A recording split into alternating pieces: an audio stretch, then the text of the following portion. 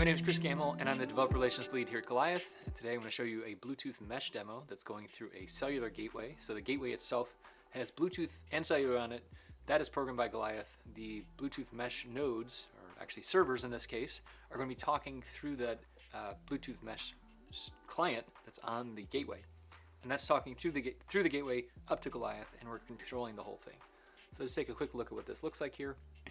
So on the bench here we have the gateway, which is actually a Thingy 91. So it's got a cell modem and a Bluetooth mesh client on it. These are BBC microbits, so really simple, reprogrammed to be Bluetooth mesh servers, and they're all being powered by this strip, but they're not. They're independent in terms of the actual RF and communications. And so this is actually the thing connected to Golioth. In the future, all of these would also be connected to Golioth. Let's take a quick look over at the console as well to see what that looks like. So the Golioth console, this is a project created by our partner at Ambient Sensors, and they took some of our example code and then extended this demo to the Bluetooth mesh experience that they have. What we're really going to be looking at today are the settings and the remote procedure call. First, I wanted to point out that you can see how fast just the cloud to device synchronization is.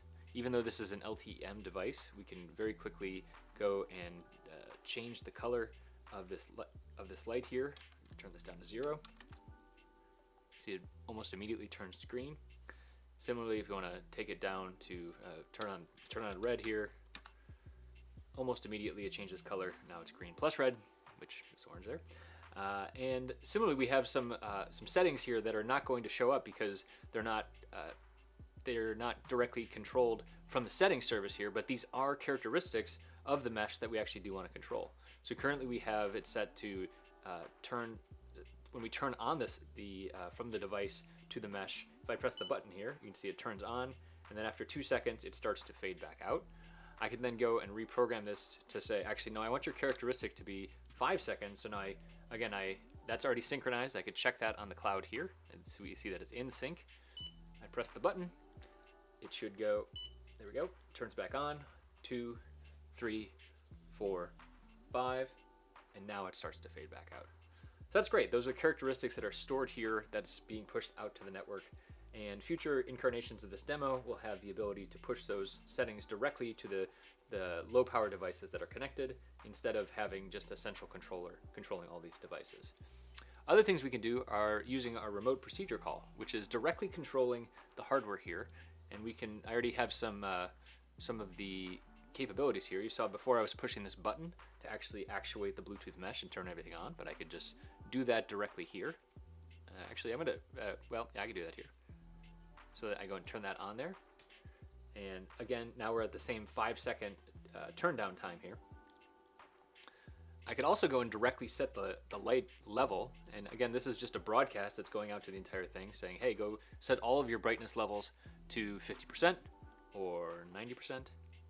Or I guess I could go and change this down to 10%.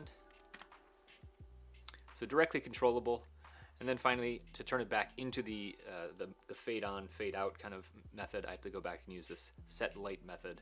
And then once again, this is the equivalent of pressing the button there. And then we'll see the fade out once again.